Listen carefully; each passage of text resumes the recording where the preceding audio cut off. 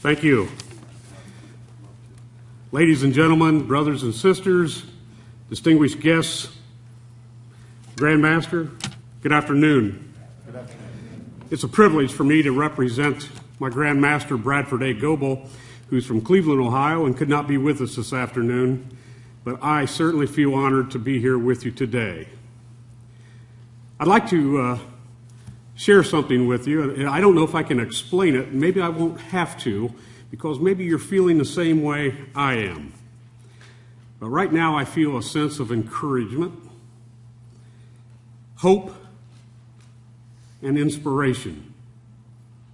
And I feel this way because of this event.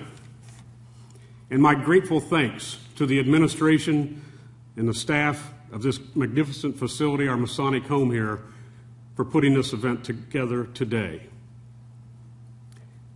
Let me share with you a personal joy, if I can, some personal privilege, if I may. This morning I was presented with a new grandson.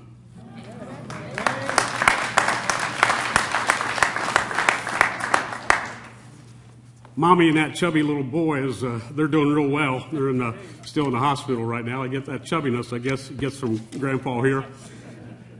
But I share this with you because his daddy, my son, not going to be able to see his grandson for at least 5 more months. He's presently serving his 3rd tour of duty over in the Middle East. You see, with all the challenges that we have here in the United States, this is still the greatest country in the world.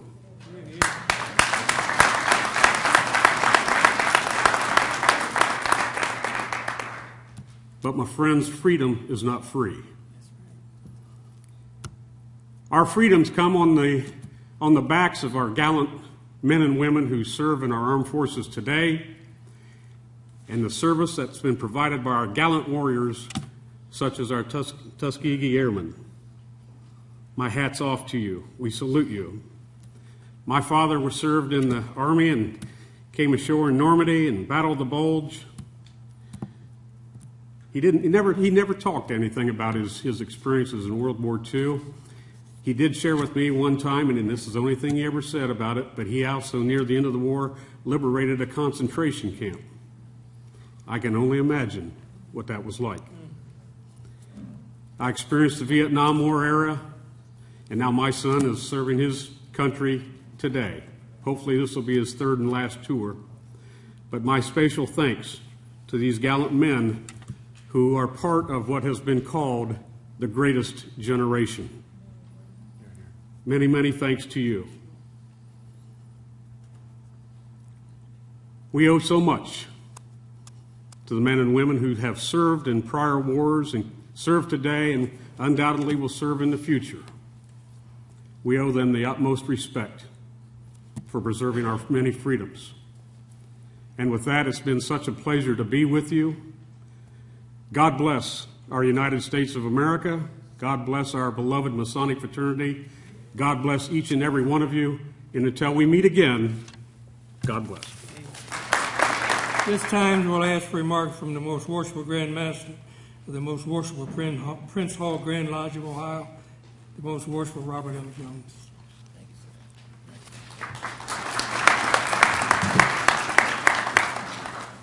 To Most Worshipful brothers and to all the honored guests, to Master of Ceremonies, and to all of you, my sisters and brothers, ladies and gentlemen, good afternoon. I feel very humbled, number one, to even have a word behind the actions of the Tuskegee Airmen. You know, makes me feel very small and insignificant for what they contributed and what they went through.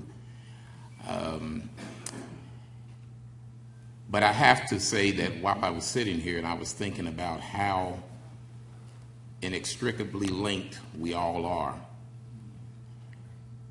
when I think about the Tuskegee Airmen, it made me think about Prince Hall, one who is considered the founder of Freemasonry among men of color in this country, who went to George Washington at a time of war and asked for a chance for men of color to fight in the Revolutionary War.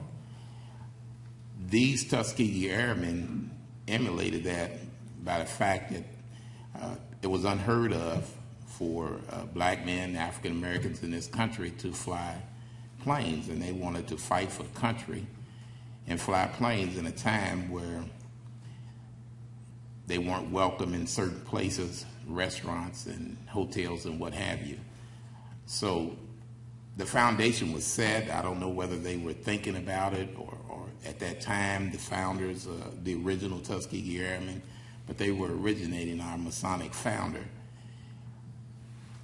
I don't know about the colonel who advocated for them, but I do know that Benjamin O. Davis was a Prince Hall Freemason, and I do know that Franklin Roosevelt was a Freemason. I do know that if it had not been probably for Eleanor Roosevelt, things wouldn't have happened as well. I do know that the executive order that was signed in 1948 was signed by Harry S. Truman, most worshipful past Grand Master of Missouri, in a time that caused the Dixiecrats to arise and rebel against him. He did things unpopular decision at a time when it would have been politically correct to continue the status quo. But there have been trailblazers all along.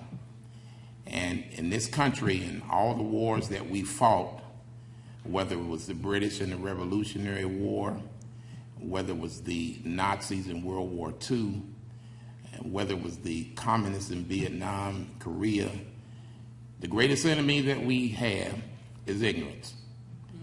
And no matter what form the physical enemy comes in to us, if we don't defeat this enemy of ignorance, we're going to continue to have all of these problems.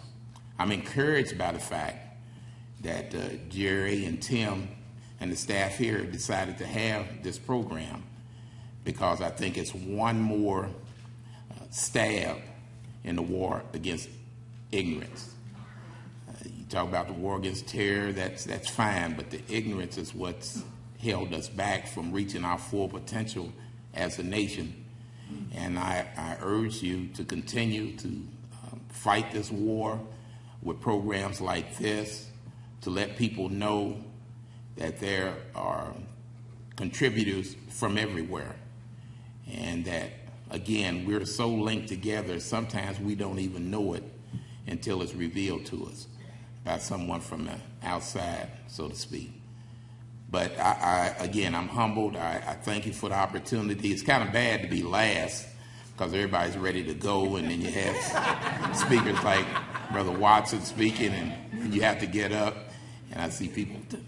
But I am humbled to have had this opportunity. I appreciate it, inviting me, giving me an opportunity to come, and I hope this is not the last time. Thank you very much.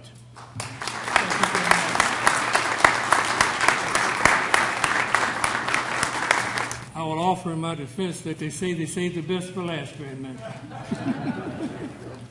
I want to thank all of you for coming, and thank you for the attention you've given me and the honor that the Ohio Masonic Home gave me to be your Master of Ceremonies. So at this time, not to keep any longer, we'll have closing remarks from President Jerry Gesson. Thank you.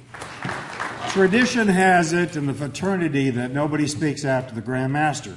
That's right. So if you'll indulge me just for a second, I would like to thank all of you for attending today's program.